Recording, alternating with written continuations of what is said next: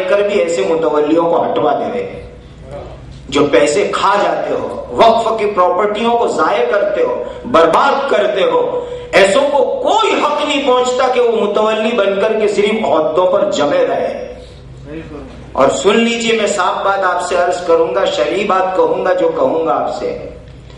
اگر آپ کو وقف کا نظام چلانے کے لیے، مسجد مدرسے کا نظام چلانے کے لیے جو شرعی مسائل ضروری ہے اور جو اس وقت کے گورنمنٹ کے قانون ہے وقف کے، اس کی جانکاری نہیں ہے اور آپ اس کے لائق نہیں کہ آپ اس کی جانکاری لے لیں، تو بالکل جائز نہیں کہ آپ متولی کے عہدے پر چمٹ کے رہے. رات ہونے سے پہلے، سورج ڈوبنے سے پہلے استعفا دے دے اور الگ ہو جائے. ہو کسی حال میں ان کو لیاقت نہیں کہ اس منصب پر چمٹ کر کے بیٹھے رہے، اس لیے کہ یہ شریعت کا معاملہ ہے، یہ کوئی معمولی کھیل کھلونا تھوڑا ہی ہے.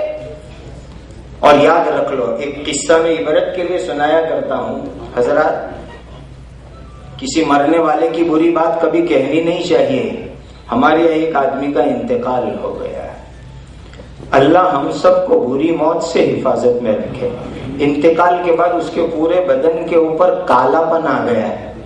انتقال ہوتے ہی اس کا بدن کالا ہو گیا ہے اور بدن کے اوپر ڈراؤنی چیزیں پھوڑی پھنسی جیسی نکلنے لگی. لوگ حیران تھے، بیچارے نے زندگی میں کیا گناہ کیا ہوگا کہ مرتے ہی یہ سزا شروع ہو گئی.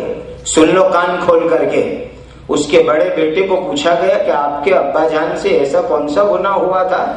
تو اس کے بیٹے نے کہا کہ میرے ابا جان کا ایک گناہ ایسا ہے جس کے بارے میں مجھے یقین ہے کہ اس کی وجہ سے مرتے ہی میرے باپ کو عبرتناک سزا ہوئی ہے، اور وہ گناہ یہ کہ میرے ابا مسجد مدرسے کے متولی رہے اور پیسوں کے بارے میں انہوں نے کبھی احتیاط سے کام نہیں لیا. مسجد مدرسوں کے پیسے جیب میں لے کر آئے اور گھر کا کوئی سامان خریدنے کی ضرورت پڑی تو ایسا بھی ہو جاتا تھا کہ اسی پیسے میں سے گھر کا سامان آ جاتا تھا. کہ یہ جو حرام کا مسجد کا مدرسوں کا مال کھایا، مجھے یقین ہے کہ اس کی وجہ سے مرتے ہی میرے باپ کو یہ سزا عبرتناک شروع ہوئی ہے.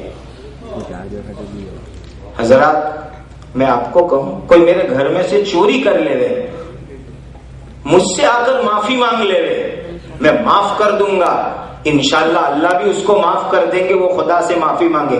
لیکن وقف کا پیسہ، چندے کا پیسہ، لوگوں کے ڈونیشن کا پیسہ، اگر اس کو تم نے غلط طریقے سے کھایا تو کس سے معافی مانگنے جاؤ گے؟ پوری قوم سے کیسے معافی مانگو گے؟ اس کی معافی کی کیا شکل ہوگی؟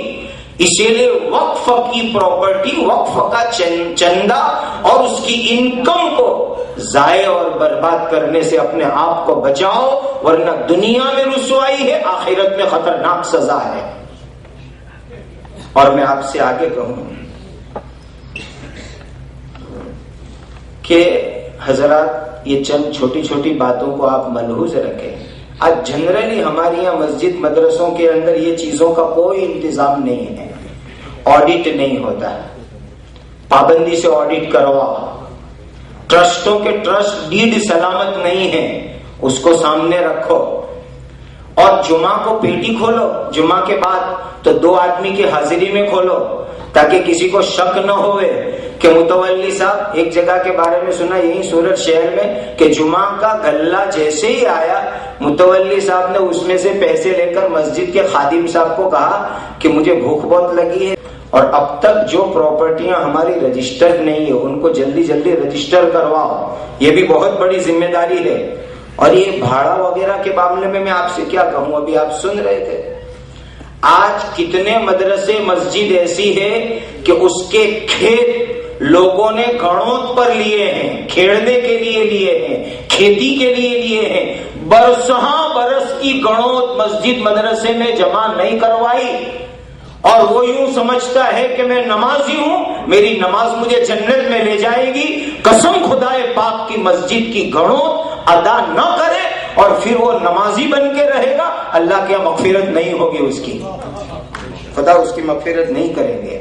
اللہ تعالی ہم سب کو اپنی ذمہ داریوں کا احساس عطا فرمائے. اور اگر یہ ذمہ